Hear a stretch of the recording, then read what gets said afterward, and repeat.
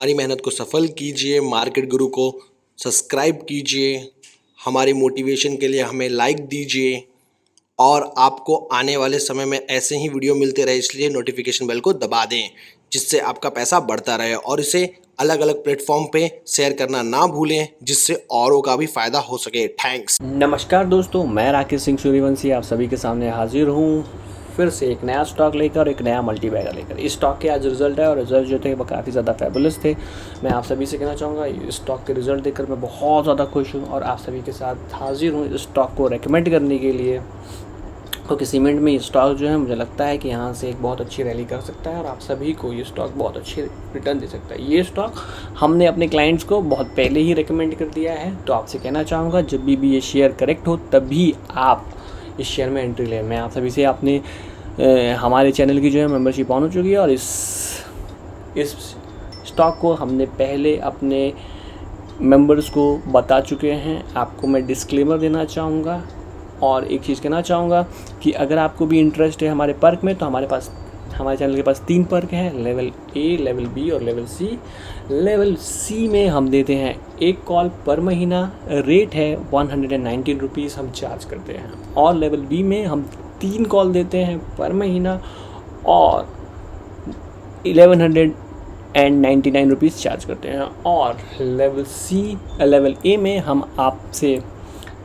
में हम आपको पर्सनल असिस्टेंट देते हैं और आपके पोर्टफोलियो में को निर्माण करते हैं कि आपके पोर्टफोलियो में कौन से स्टॉक्स होने चाहिए, कौन से स्टॉक्स नहीं होने चाहिए। ये सारी चीज़ें जो हैं हम उसमें आपको अपडेट देते हैं।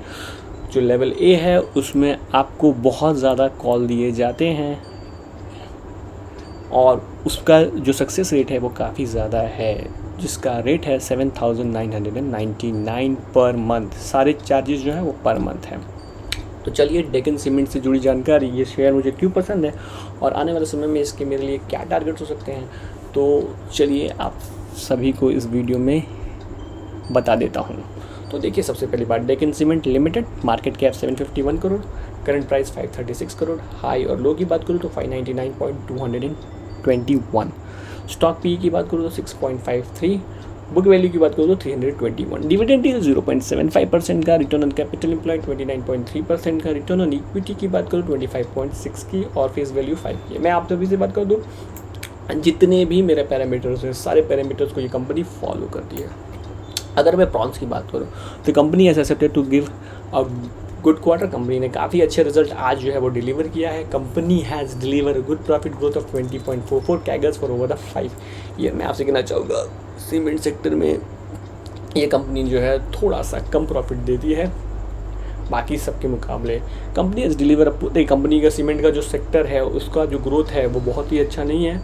ये कंपनी भी सेम बीमारी से त्रस्त है।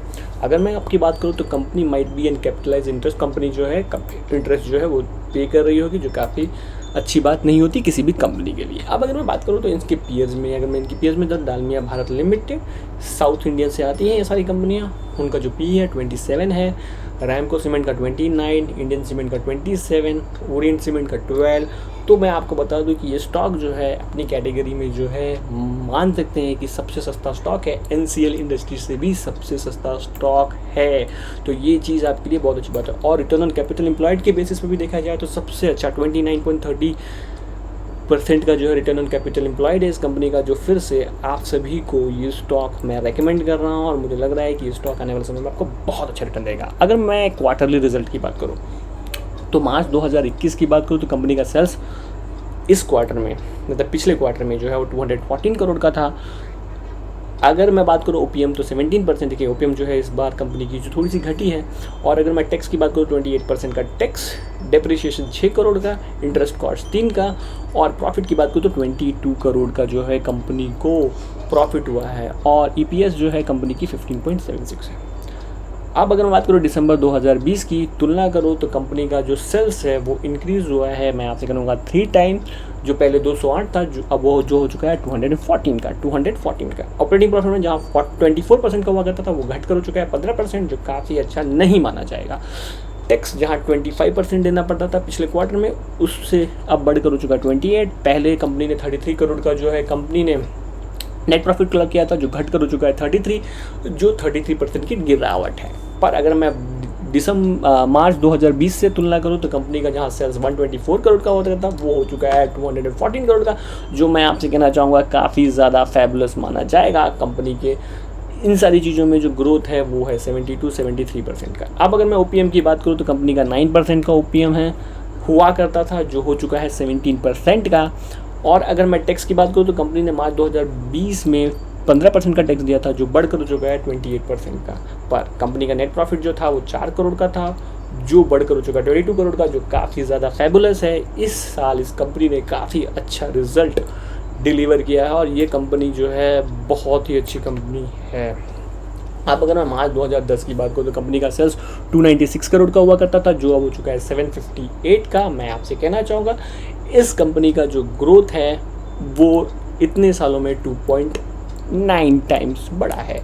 ओपीएम की बात करूँ तो 25-25% का जो है ओपीएम हुआ करता था, जो अब 23% का हो गया, जो खराब मानेगा। पर टैक्सेस जो 77% के हुआ करते वो घट कर हो गए 26% का, जो काफ़ी अच्छा है।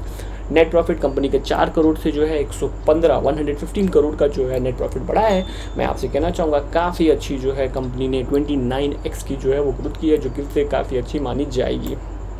पर अगर मैं आ जाऊँ इस चीज़ पर जो हमें देखनी चाहिए वो है compound sales growth.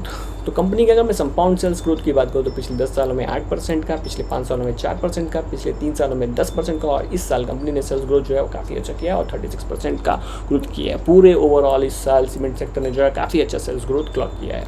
Net profit पर चला जाओ तो पिछले 10 साल में कंपनी ने काफ़ी अच्छा नेट प्रॉफिट 50% का जो है नेट प्रॉफिट क्लॉक किया है। पिछले 5 सालों में 20%, पिछले 3 साल में 44% और पिछले 1 सालों में 80%, जो काफ़ी ज़्यादा फैबुलस माना जाएगा। पर जिस तरह से कंपनी के प्रॉफिट में बढ़ोतरी हुई है उस हिसाब से इस कंपनी के शेयर ने परफॉर्म नहीं किया है। पिछले साल 10 साल में 22% का, पिछले 5 साल में 5% का, पिछले 3 सालों में 9% का और पिछले 1 साल में 129%। रिटर्न ऑन इक्विटी की बात करूँ तो पिछले 10 सालों में 14%, पिछले 5 सालों में 16%, पिछले 3 सालों में 18% और लास्ट ईयर 26% का जो है रिटर्न ऑन इक्विटी जो कंपनी ने क्लॉक की है। सबसे अच्छी बात मैं इस कंपनी की एक चीज़ बता दूं तो इस कंपनी का शेयर कैपिटल सिर्फ 7 का है, जो बहुत ही अच्छा माना जाएगा।